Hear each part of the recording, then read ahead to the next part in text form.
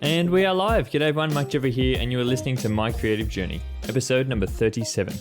To all you new listeners out there, hello, and thank you so much for taking the time to stop by here today. As I said, my name is Mike, and I'm a photographer, podcaster, and small business owner based here in Sydney, Australia. Each week on the show, I bring you guys along on the highs and lows of my own creative journey and share all the knowledge that I've gained along the road to building my own freelance business.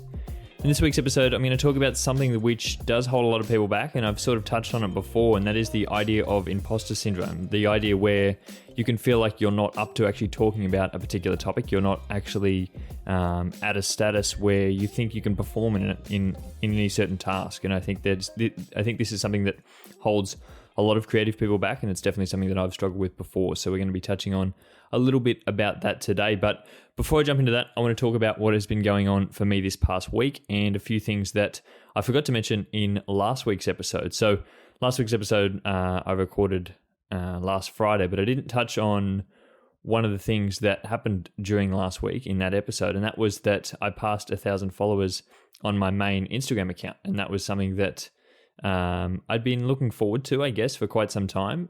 Been planning for it for a little bit of time, but even earlier than that, I'd been sort of stuck at around that sort of 600, 700 follower mark for quite some time. And now I don't want to spend too much time talking about how many followers you have on Instagram or any particular app, because I don't think that actually means anything. But for the sort of reference of that, I was sort of feeling like my work wasn't actually being pushed out of really like reaching anyone new. And it can start to feel hard when you are trying to create work and constantly creating stuff and not feeling like your work is being distributed to anyone, and trying to feel like no one new is coming along to see your work, when that is the aim of all artists, trying to be able to push work out there and get as many people to see your art as possible. So when you're feeling like you're starting to stagnate around that certain mark, it can be very hard to produce new work. But it was something that I was trying to do, and actively trying to push more work out there and get more people to see my work and hopefully enjoy it as well.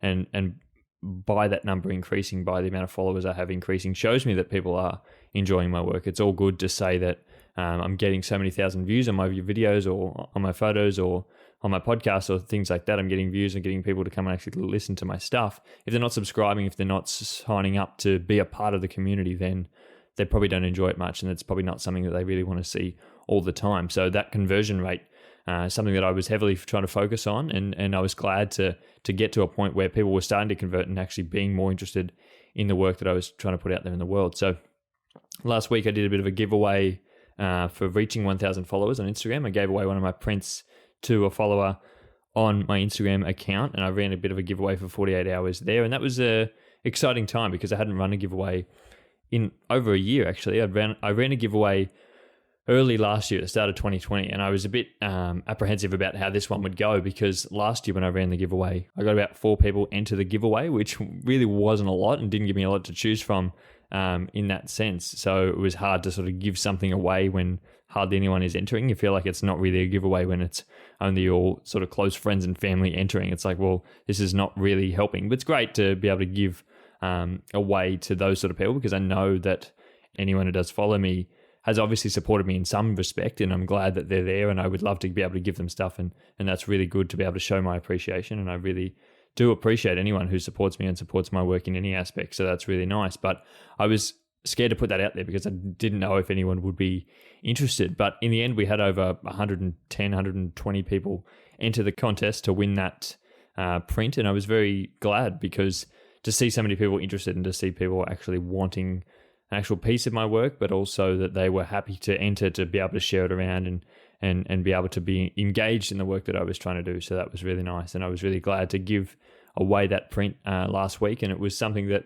I'll learn from, and I definitely will be doing more giveaways in the future. And I'm really happy to talk about it if anyone would be interested in hearing about how the process goes behind actually running a giveaway. And I'll probably talk about that in a future episode, because I think it can be a good thing to sort of build your brand a little bit as well, to sort of build new audience and get new people in and get your community to share your work more when you do give them that sort of incentive to be able to share your work. But it can also be good to gain more trust of the followers you've already got. And I think that's certainly important, because people tend to forget about the followers they've already got. They're too busy worried about trying to create new followers or trying to get out there to the world to actually get new followers, when they're not overly focused on the followers that they've already got. When you've already got them, it's so much easier to hold on to them than to have to go and find a new follower. So if you're not focusing on trying to keep the ones you've got, then you could easily lose them and see that your numbers start to decline, and you're going to be doing more work than you need to be. So it sometimes can be smart to really focus on those guys. And I don't think it's just smart. I think it's the best thing to do. If someone's there trying to be a part of your community, you've got to help them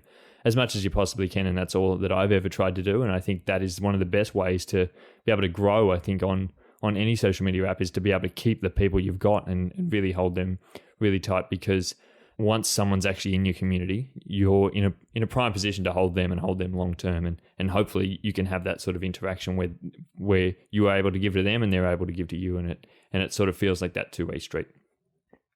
And something else that I wanted to touch on that sort of similar strain of thing is Instagram stories. Now, this is not something that I really talk about very often, and I think it's one of the most undervalued assets on Instagram at the moment, especially when people are trying to put more emphasis on reels and things like that, is Instagram stories. And that is one of the things where not too many people actually show up on their Instagram stories. And I think they're really like missing a mark there. As I just said, you've got to focus on the followers you've already got. Now, one of the big downsides with Instagram stories is you're not going to reach any new people with Instagram stories. That's just one of the big downsides.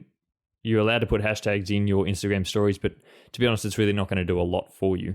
It's not going to create new followers. No one really goes and checks the stories of a particular hashtag anymore. It's not really something that anyone seems to do. So you're not going to really be sort of reaching anyone new like you could be on Instagram Reels. For example, you could be trying to put the same type of content on your story or on a reel, and you could see a lot more people view the Instagram Reel. But the people you're trying to connect with on your stories are people who are already in your community. So you can speak to them hopefully on a deeper and more sort of different level than you could be speaking on Instagram Reels. You don't know who you're going to be sort of targeting on your Reels, but on your stories, you can really target a group of people who you know are interested in your type of work. I wouldn't be trying to put intricate sort of details of work that I do out there on my Reels, because I don't know who is on the other end of those Reels, and I don't know who's listening to those, and I don't know if that type of audience is someone that wants to be involved in anything that I do, and that could easily turn them away. It's probably not going to help. There's no point spending a lot of time on that because it's not going to really do anything. Whereas when someone sees that on my stories, they first off know that I've only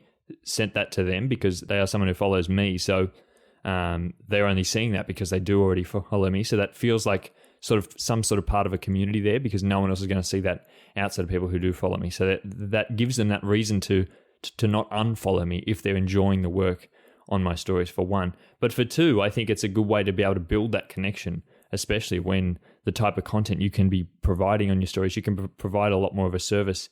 People do scroll through their stories a lot more than they would be scrolling up and down through their feed these days. So you can provide a lot on your stories because people actually view them. And I do get a lot of views on my stories every day from people coming back, and I see the same people coming back and viewing my stories because they tend to turn up in that sort of top half of their stories and of people who they actively interact with. And if I'm in that group, then they're going to continue to see my stuff. Whereas if I do post a photo, they may not necessarily see that because they may not be scrolling up and down the feed. They may not be having a look at all my reels and things like that. So I have a prime opportunity there to target someone because I know that is where people spend a majority of time on the Instagram app these days, even though that area isn't able to be targeted by anyone outside of the list of people I'm already following, apart from ads and things like that. So you've already got that sort of connection. When people are flicking through there, they don't think that the work is going to be someone trying to be an ad or anything like that. So they're thinking that it's already people that they know and trust. So they're actually more engaged with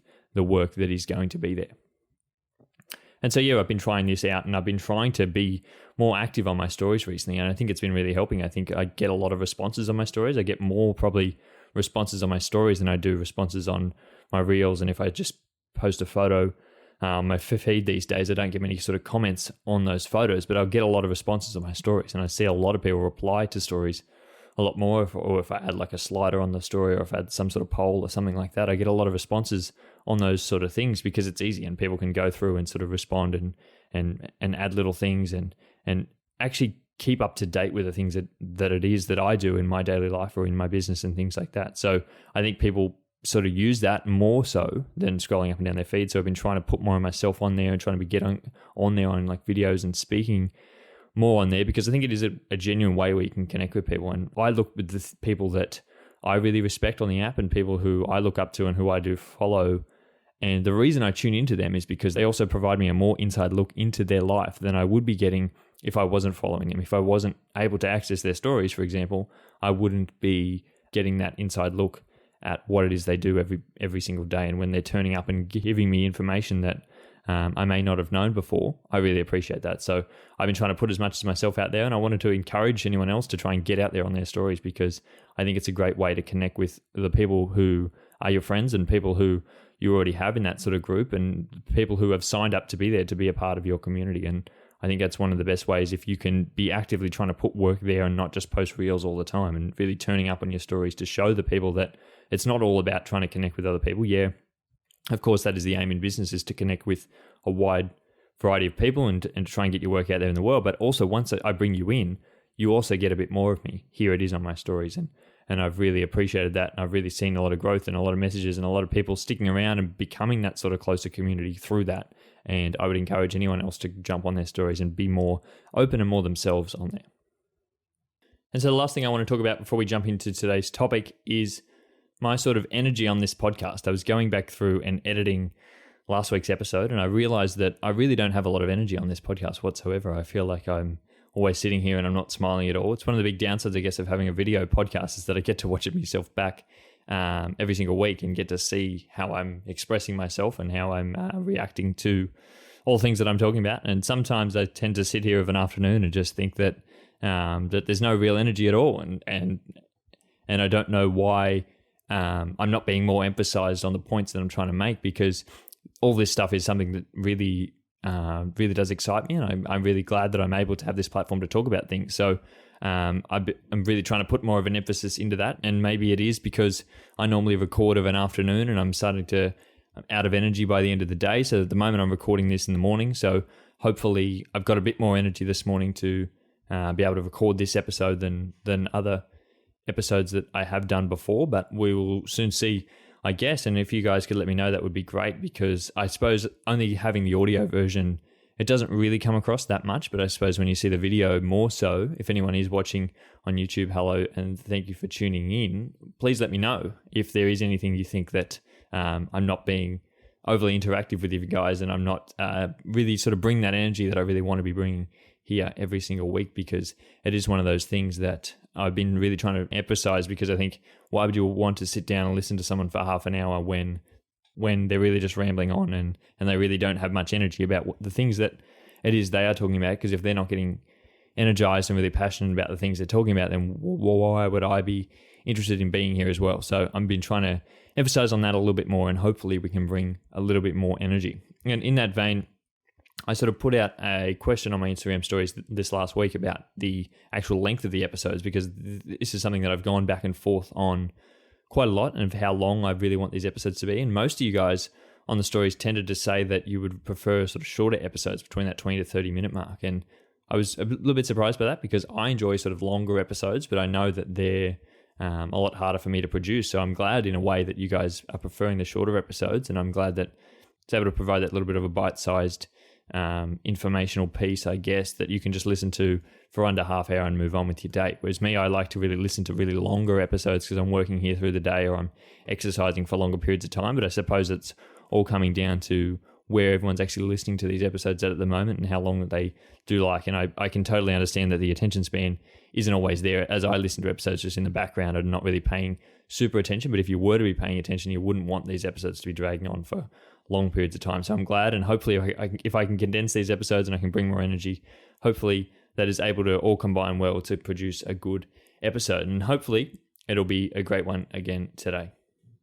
So without further ado, let's jump into today's episode, which is all about imposter syndrome. And this is something that I've been wanting to speak about for quite some time, but I just haven't got around to making the episode. And really it really comes down to being one of the biggest things that I think holds a lot of people back. And so I'm really excited that I get to make this episode, but excited to be able to talk about it, because I think it helps me, but it also help you guys as well. And I'm really glad that we're in this position where I'm able to sort of provide that sort of value. And hopefully through this episode, you'll be able to gain a little bit, but hopefully be able to gain a little bit more understanding around what it is that imposter syndrome is. And hopefully hearing it from my perspective may be able to provide you guys something to understand what it is in your own life and how you can sort of go about overcoming that a little bit and moving on from it. So for me, it really manifests itself in thinking that why am I in a position to be able to talk about all these different types of things? And I think on the podcast is one of those prime examples of a place where imposter syndrome can really strike. For me, it's something that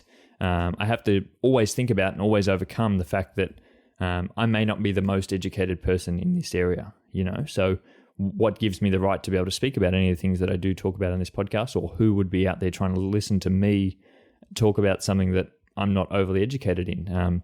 So for me, overcoming that has always been something that's been really tough, and trying to switch in my own mindset to think that it's okay to talk about these things. It's great to have multiple different opinions out there and all that other stuff. And I don't need to be the most educated person on something to speak about something.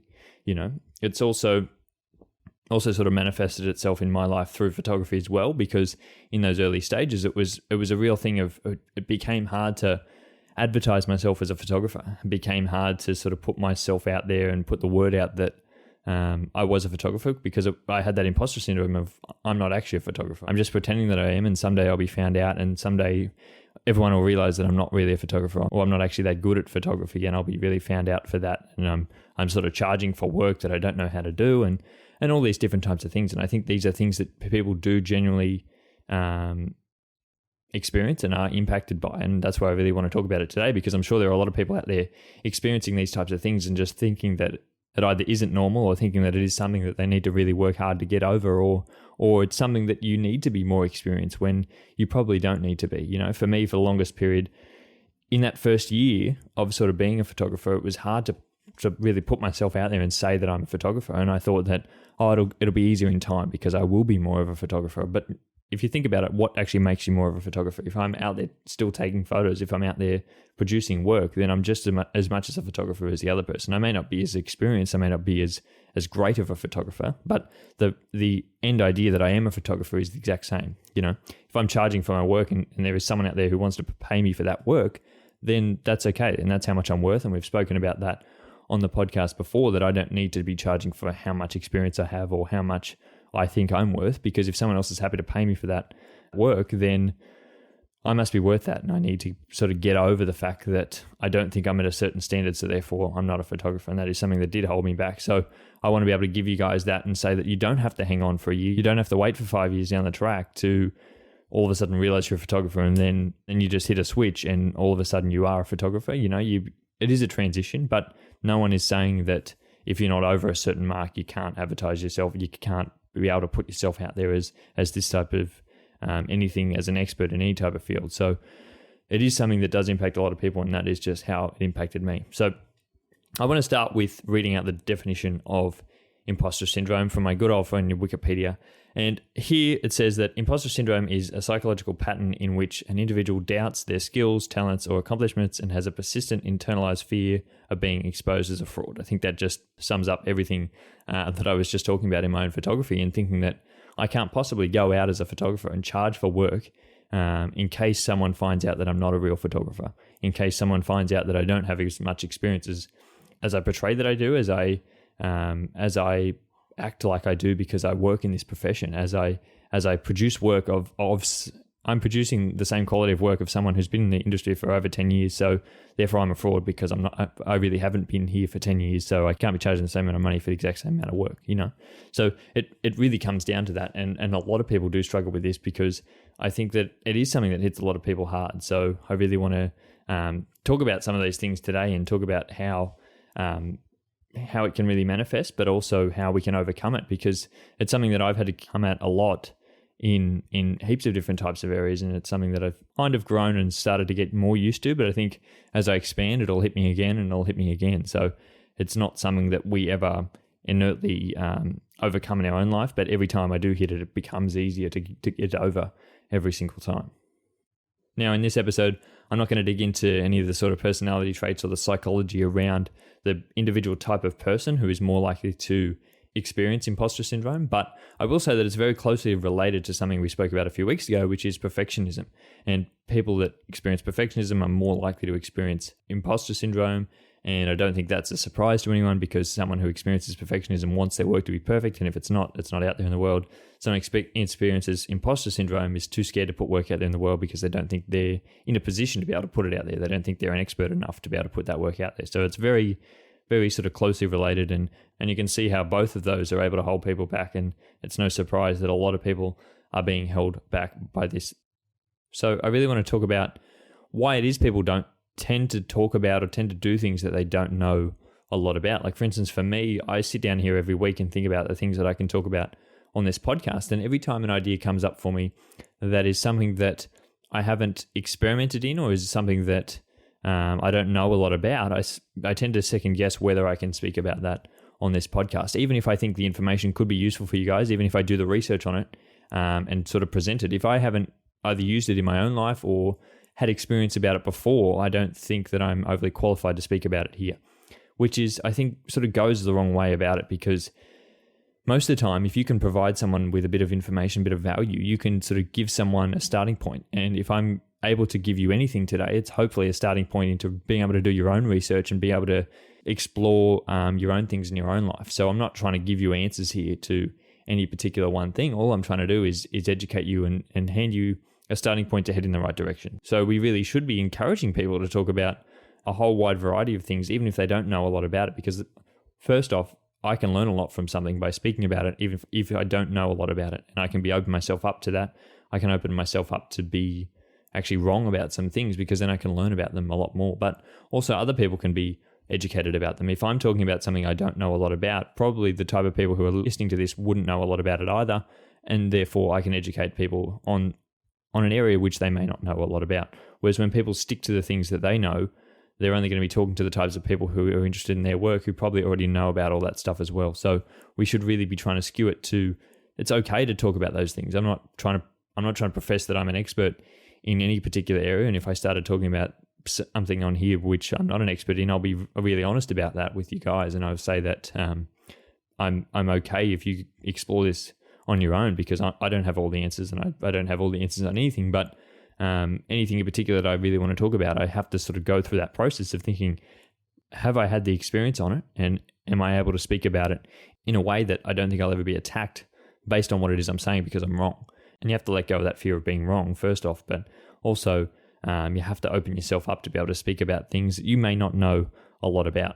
Now, don't get me wrong, sometimes feeling like a fraud is a good thing. When you're trying to talk about something you know absolutely nothing about, if you're trying to actively lie about something, then that idea of feeling like a fraud is probably a good thing, that it holds you back and stops you from trying to do those particular things. But in most cases, feeling like you don't know everything about things is okay. And I don't think anyone knows everything about everything, but it's just those people who are at the top and who are able to get over that are always the ones that are going to learn more, always the ones that are going to grow more, because they've been open to that sort of criticism early on. They've been open to the fact that they don't know everything, and they're still going to provide as much as they know. If it turns out the information they provided was wrong, that's okay, because they've learnt from that and they've already moved on from it before the person who is interrogating their work has actually moved on from the fact that they've actually learned something from it, and they're glad that they actually picked up on the fact that it was wrong, and they've moved on from that. One of the biggest things that helps me is to realize that I don't have to be the smartest person in the room. I don't have to be the smartest person on the planet in order to be able to speak about something, because if I had to be, there would only ever be one person speaking about one particular thing, and unless you were that top person, you could never educate anyone else. I just have to know that I know a little bit about it, and I probably know more than who I'm trying to talk to. And if I can convince myself of that, if I convince myself that I know more about a particular area than someone else, then I'm in a position where I can educate on that, because there is someone who doesn't know as much as me. I may be talking to a lot of people here who know heaps more than me, and that's okay. But as long as I think that there's one person out there who I can help and one person that I know more than, then I'm in a great position, because I can then speak about something, or I can then do something more than the other person knows. So in my photography, for example, I know that I'm more educated as a photographer than the person I'm probably taking photos of. And that helps me a lot. I know that they don't know a lot about photography. I know that they don't know what it is that I do a lot. They may have an overall judgment on how I perform on the day, how I present them with the photos at the end. But in the types of styles and the things that I'm trying to do, they don't know a lot about it. So I'm walking in there and I can charge for that service because I know more than them. And I'm offering that service to them because they are in a position where they are only after my style of service, right? So I'm not offering it to someone who wants something far above anything that I can produce, because I wouldn't get anyone ask me about work if I haven't produced that type of work before. If I have produced that type of work before, then that's okay. And that's a completely different thing when I have anxiety around producing that type of work again, because I know I can produce it. The other person knows I can produce it. It's just that actually having anxiety around producing that quality work again is hard, and having expectations is hard. But that's not imposter syndrome. That's just feeling like you aren't able to live up to those expectations ever again. But I feel like imposter syndrome would hit though when I'm promising on something I know I can't deliver. And that can often come in any form. If you're trying to say that you can do something which you haven't done before, that can be certainly a position where you would feel imposter syndrome, and I would really hate to ever be in that position. So that turns me away from being in that decision. And so knowing that I'm able to deliver this work because I have produced it before is a great way to overcome that imposter syndrome, because I know it is something that I've done before, and I know that I probably know more about it than the other person. So I'm in a really good standing to be able to try to deliver on that type of work. I heard once that if you have read the top 3 books on any particular topic, that you will then know more than 99% of the population about that particular topic. So you're in a great standing to be able to educate on that particular topic if you understand a little bit about it. So just because you don't know more than the most educated person on it, just because you don't know more than the person that spent their whole life working in that field, doesn't mean there's not an audience for you, and doesn't mean that there are people out there who don't know as much as you. So understanding that, and understanding that it's okay to not know everything, because no one ever expects you to know everything. As long as you know more than the other person, you can educate them, and you don't need to feel like an imposter to them, because as long as you're not walking around saying that you're the most educated person on the planet, then you're okay, because you're not being a fraud on this particular issue. I just want to run through a couple of the other things that I think could really help you guys now. And I'm going to run through a list of things that have really helped me, but also a list of things that I think will be able to help you guys as well. And some of the things that I think you can implement in order to overcome imposter syndrome and remember where you're trying to be on the other sides. And so the first thing is to know that everyone does go through this. And I think that's one of the biggest things, and one of the biggest reasons why I'm making this episode, not only for you guys, but for myself as well, in knowing that everyone goes through this. And the best way to be able to understand that is to actually speak about it, actually talk about it with yourself, with your friends, with other people in your community, and understand that you go through it, but other people probably go through it as well. And so understanding you're not alone in this, and this isn't something that you yourself only go through, because if you think that it's only something you are impacted by, then it's easy to feel like you're the fraud because you're the only one that feels this and everyone else is okay. Well, I'm obviously wrong then, and maybe I am being a bit of an imposter here. So it's easy to sort of turn away from it. Whereas when you realize that everyone goes through this, I think it becomes a lot more easier to sort of manage it and move past it on the other side. The other thing I think is to stop comparing yourself to other people, and that's easier said than done, but stop comparing the ideas in your own head to the actions of other people, because that's not an equal comparison in any standard. You comparing what's going on in your head is only something that you know, and it's only something you're aware of, whereas the actions of other people generally aren't portraying what is actually happening in their own head. So they may feel like the biggest imposter in their own head, but just because they're acting like they're not does not mean that they're not feeling that inside. So don't compare what you're feeling to the actions of other people. Remember that they're probably feeling it inside as well, and stop comparing what you're feeling to their actions. And then the next thing is to overemphasize the positive point about this, is that you actually really care about this. If you didn't, you wouldn't be trying to make this content. You wouldn't be trying to put yourself out there. You wouldn't feel like an imposter if you didn't care. So emphasize that point. Emphasize the fact that because you care, that's why you're feeling this. That's why you're in this position, that you feel like an imposter, because you really do care about what it is you're trying to produce. If you didn't, then you would just move away from it, and you wouldn't really care about the reasons behind why you're feeling that way. And you wouldn't feel like an imposter because you've never actually tried anything before to feel like an imposter. So this must be something you really care about, and really take that positive away from it and use that to drive you forward. So if this is something you really care about, you need to be able to overcome this, and you need to work harder to work out why it is you feel that way, but then also the things you can do to overcome that feeling.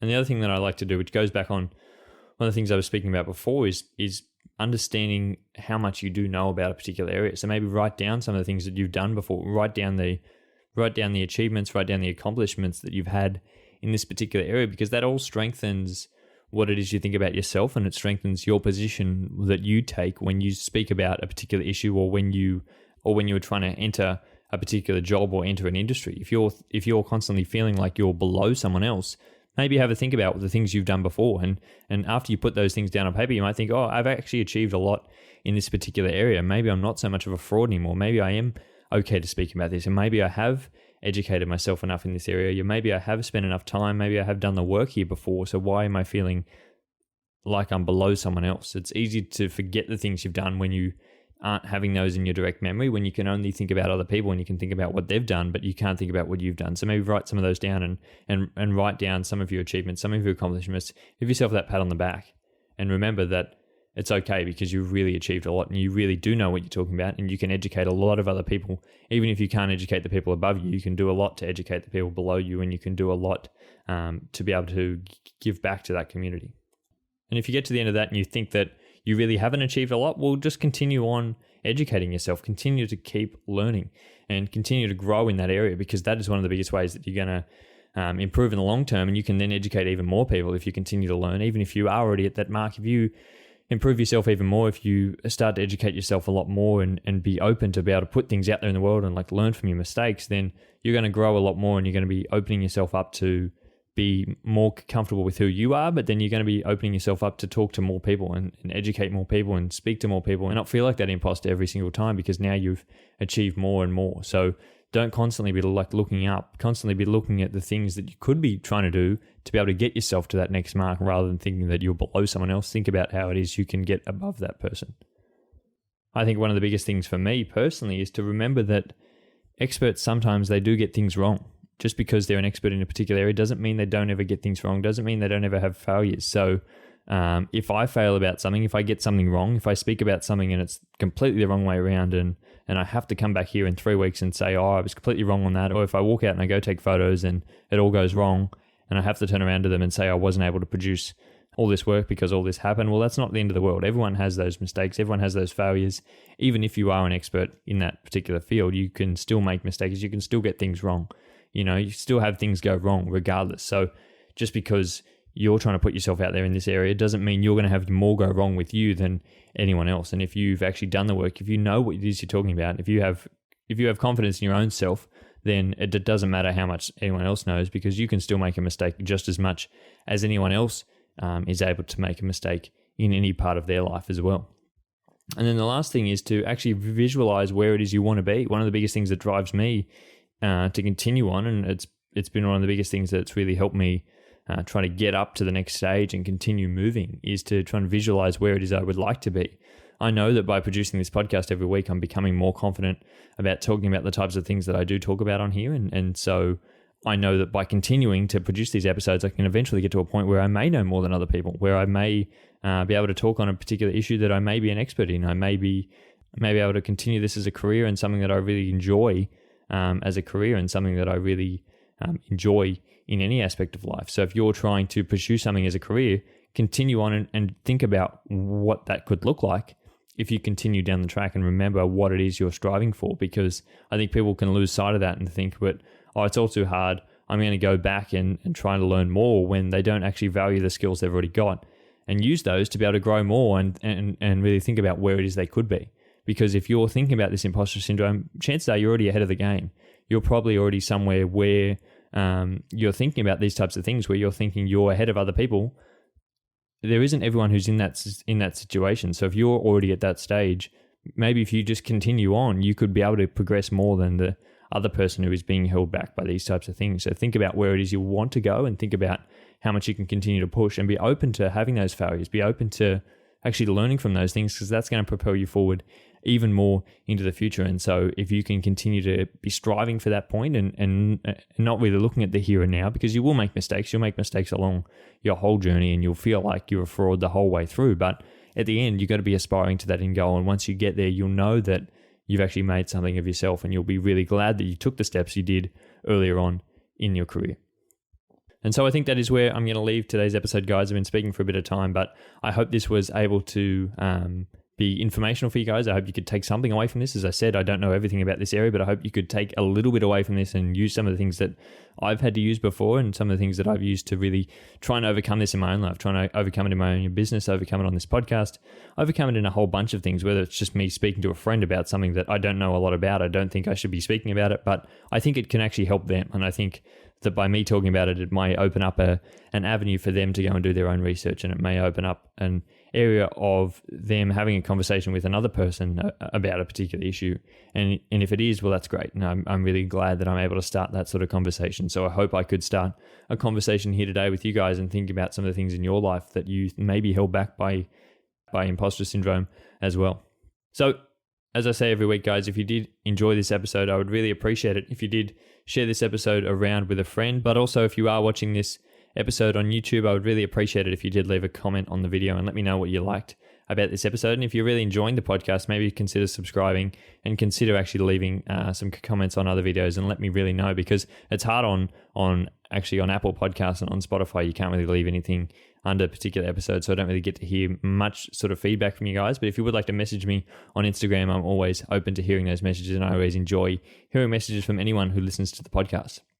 And on that note, remember that you can actually rate the podcast if you're listening on Apple Podcasts, only on Apple Podcasts. So if you're listening on Apple, do consider leaving a review. I would really appreciate it. And I have actually read all the reviews that I've had on the podcast, and you can leave up to a 5-star review there. So that would be really nice if you guys could leave a review and really let me know what it is you're thinking about the podcast. Because I say this every week, that I really sit here behind the microphone and really have all these ideas, but I don't know how they're portraying on the other side. So I'd really love some sort of feedback on these episodes, and I really appreciate anyone who would take the time to actually leave me some sort of feedback and leave me some sort of messages about the podcast, because they are really heard and I do really use them in order to be able to shape what it is that I'm really trying to work on here. But with that said, guys, I hope you have a great week. I hope you really learned something from this episode, and I will speak to you all again next Monday. Bye.